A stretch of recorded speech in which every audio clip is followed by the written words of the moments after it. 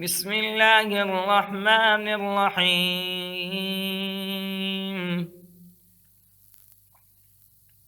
وذر الذين اتخذوا دينهم لعبا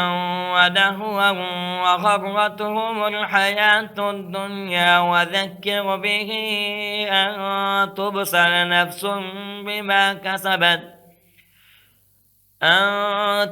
نفس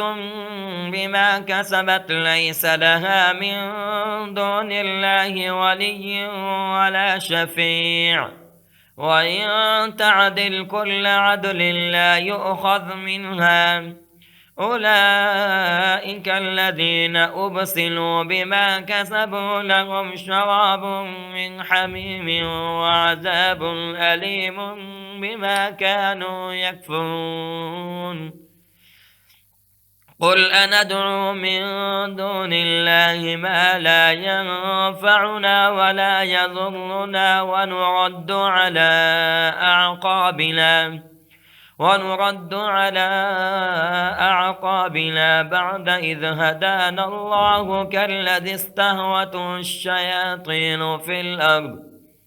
في الأرض حيران له أصحاب يدعونه إلى الهدى ائتنا قل إن هدى الله هو الهدى وأمرنا لنسلم لرب العالمين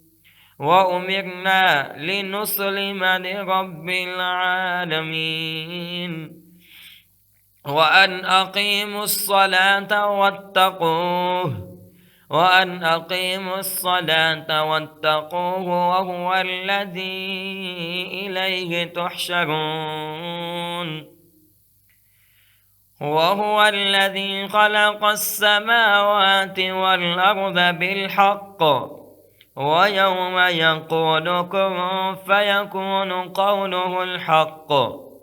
وله الملك يوم ينفخ في الصور عالم الغيب والشهادة وهو الحكيم الخبير وإذ قال إبراهيم لأبيه آزر تتخذ أصناما آلهة إني أراك وقومك في ضلال مبين وكذلك نري إبراهيم ملكوت السماوات والأرض وليكون من الموقنين فلما جن عليه الليل رأى كوكبا قال هذا ربي فلما أفل قال لا أحب الآفلين فلما رأى القمر بازغا قال هذا ربي فلما أفل قال لئن لم يهدني ربي لأكونن من القوم الضالين فلما رأى الشمس بازغة قال هذا ربي هذا أكبر فلما أفلت قال يا قوم إني بريء مما تشركون إني وجهت وجهي للذي فطر السماوات والأرض حنيفا وما أنا من المشركين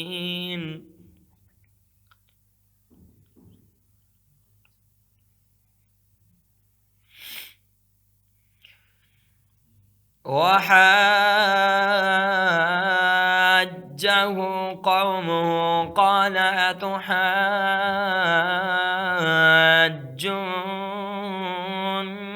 في الله وقد هدان ولا أخاف ما تشركون به إلا أن يشاء ربي شيئا وسع ربي كل شيء علما أفلا تتذكرون وكيف أخاف ما أشركتم ولا تخافون أنكم أشركتم بالله ما لم ينزل به عليكم سلطانا فأي الفريقين أحق بالأمن إن كنتم تعلمون الذين آمنوا ولم يلبسوا إيمانهم بظلم أولئك لهم الأمن وهم مهتدون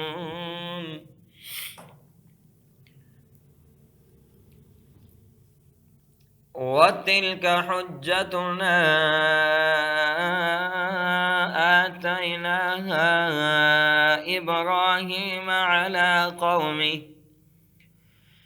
وتلك حجتنا آتيناها إبراهيم على قومه نرفع درجات من نشاء إن ربك حكيم عليم ووهبنا له إسحاق ويعقوب كلا هدينا ونوحا هدينا من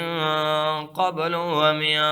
ذريته داود وسليمان وأيوب ويوسف وموسى وهارون وكذلك نجزي المحسنين وزكريا ويحيى وعيسى وإلياس كل من الصالحين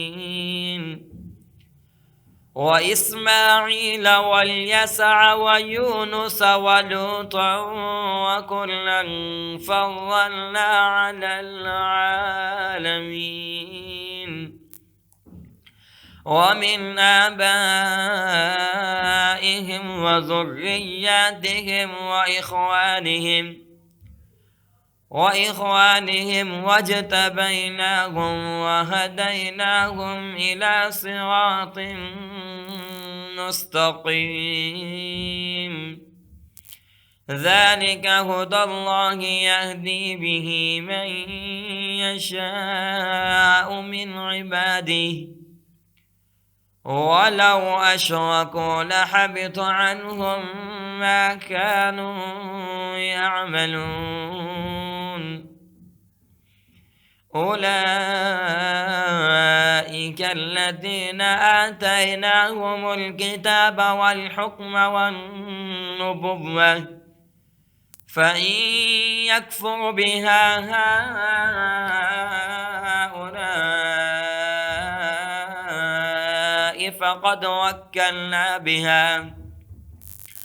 فقد وكلنا بها قوما ليسوا بها بكافرين أولئك الذين هدى الله فبهداه مقتده قل لا أسألكم عليه أجرا إن هو إلا ذكرى للعالمين صدق الله العظيم.